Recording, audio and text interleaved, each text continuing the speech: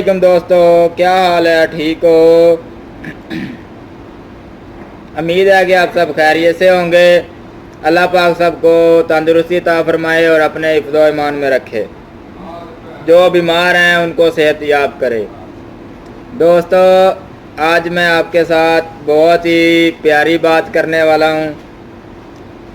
ہم سب مسلمانوں کے لیے بات کرنے والا ہوں۔ دوستو، جب ہم مسلمان کوئی بھی بیمار ہوتا ہے تو ہم ڈاکٹر کے پاس جاتے ہیں، ڈاکٹر سے دوائی لینے کے لیے۔ اس کو اپنی بیماری بتاتے ہیں، وہ ہمارا علاج کرتا ہے، ہمیں دوائی دیتا ہے، اور ساتھ میں یہ بھی بول دیتا ہے کہ جن چیزوں سے وہ کھانے سے پرہیز کرنا ہے۔ ٹھیک ہے، کہ کچھ چیزیں وہ بتاتا ہے کہ آپ نے نہیں کھانی جتنی دیر تک آپ کی بیماری ٹھیک نہیں ہوتی، آپ صحت یاب نہیں ہوتے، آپ نے یہ چیزیں نہیں کھانی۔ ہم ڈاکٹر کے کہنے پہ اس کی بات مانتے ہیں، اپنی صحت کے لیے، تندرستی کے لیے وہ کام کرتے ہیں جو ڈاکٹر کہتا ہے یہ چیزیں نہ کھاؤ، ہم نہیں کھاتے۔ ٹھیک ہے، غلط نہیں ہے، ٹھیک ہے، ماننا چاہیے، تندرستی کے لیے، صحت یابی کے لیے، اپنی صحت کے لیے یہ سب کرنا چاہیے، ماننا چاہیے۔ اور دوسری طرف دوستو، ہم الحمدللہ مسلمان ہیں، ہمارا حق ہے کہ ہمارے پیارے محبوب حضرت محمد صلی اللہ علیہ وسلم نے ہمیں حرام چیزوں سے، حرام کاموں سے روکا ہے، ہمیں اس پہ بھی عمل کرنا چاہیے۔ دیکھو دوستو، دنیاوی کاموں کے لیے، دنیاوی زندگی کے لیے، دنیاوی جسم کے لیے ہم ڈاکٹر کی بات مان لیتے ہیں کہ ہمارے اس دنیا میں ہم اچھے سے زندگی گزار سکیں۔ دوستو، یہ دنیا ایک عارضی ہے۔ دوستو، میں نہیں، آپ نہیں، میں بھی، ہم سب، ہمارا سب کا ایسا ہی ذہن ہے۔ ابھی میں بات کر رہا ہوں 5-10 منٹ میرے ذہن میں یہ باتیں گھومیں گی، میں ایسا کروں گا، میں ایسی کروں گا، میں اسلام پہ چلوں گا، میں ایسا کروں گا۔ ٹھیک ہے، تھوڑی دیر میں ہمارے لیے کوئی دنیاوی کام آ جاتا ہے ہمارے ذہن میں یاد، ہم اس کی طرف چلے جاتے ہیں، یہ ساری باتیں ہمارے ذہن سے نکل جاتی ہیں۔ تو دوستو، ان کو اپنے ذہن میں رکھنا ہمارے لیے بہت ضروری ہے۔ یہ اسی کام کے لیے اللہ پاک نے ہمیں اپنے عبادت کے لیے، اپنے نیک کام کرنے کے لیے دنیا میں بھیجا، نہ کہ دنیاوی چیزوں کے پیچھے بھاگنے کے لیے۔ دوستو، میں بھی ایسا ہی ہوں، ٹھیک ہے۔ اور دوسری طرف دوستو، دیکھو، ہمارے پیارے محبوب نے ہمیں حرام چیزوں سے روکا، ہم نہیں مانتے۔ اگر ہم وہ بات ہمارے پیارے محبوب کی مان لیں گے، غلط کام چھوڑ دیں گے، برائیاں کرنی چھوڑ دیں گے، نماز پڑھیں گے، ان کے بتائے ہوئے طریقوں پہ زندگی گزاریں گے، تو ہماری دنیا میں بھی زندگی بن جائے گی اور آخرت میں بھی، ٹھیک ہے، ہماری ہر طرف سے بخشش ہو جائے گی۔ دوستو، ہم عارضی زندگی کے لیے، عارضی جسم کے لیے، یہ دنیاوی کے لیے ڈاکٹر کی بات مان کر حلال چیزیں کھانا چھوڑ دیتے ہیں۔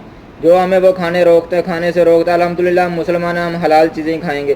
وہ ہمیں کچھ کھانے سے روک دیتا ہے کہ آپ کی صحت کے لیے یہ ٹھیک نہیں ہے جتنی دیر آپ بیمار ہو، ہم چھوڑ دیتے ہیں، حلال چیزیں چھوڑ دیتے ہیں۔ تو دوستو، کیوں نہ ہم اپنے پیارے محبوب کی بات مان کر اسی طرح جو ہمارے پیارے محبوب نے بولا ہے، حرام چیزوں کو بھی اسی طرح چھوڑ دیں، تو حلال کو استعمال کریں، حلال چیزوں پہ نظر ڈالیں، حلال کاموں میں دھیان دیں، حرام چیزوں کو چھوڑ دیں اپنے پیارے محبوب کی بات مان کر۔ تو دوستو، اسی طرح ایک بہت پیاری مثال ہے۔ ایک دفعہ ایک مسلمان راستے میں جا رہا تھا، تو اس کو راستے میں اندھیرا ہو گیا، رات ہو گئی، تو اس نے ایک یہودی کے گھر میں رات گزارنے کے لیے رکا، تو وہ یہودی اس کے لیے انگور لے کر آیا، تو مسلمان بھائی نے انگور کھا لیے۔ تھوڑی دیر کے بعد وہ ایک شراب کی بوتل لے کر آیا اور شراب کی بوتل کھولی اور بولتا ہے اس کو پیو۔ تو مسلمان بھائی نے بولا میں نہیں پیوں گا، میں مسلمان ہوں، میرے لیے یہ حرام ہے، شراب میرے لیے حرام ہے۔ تو یہودی نے کہا کہ تم نے تھوڑی دیر پہلے میں انگور لے کر آیا تھا، تم نے وہ انگور تو کھا لیے، یہ شراب کیوں نہیں پی رہے؟ یہ بھی تو انہی انگوروں سے بنی ہے، انہی سے نکلی ہے، انہی سے تیار کی گئی، انگوروں سے تیار کی گئی ہے۔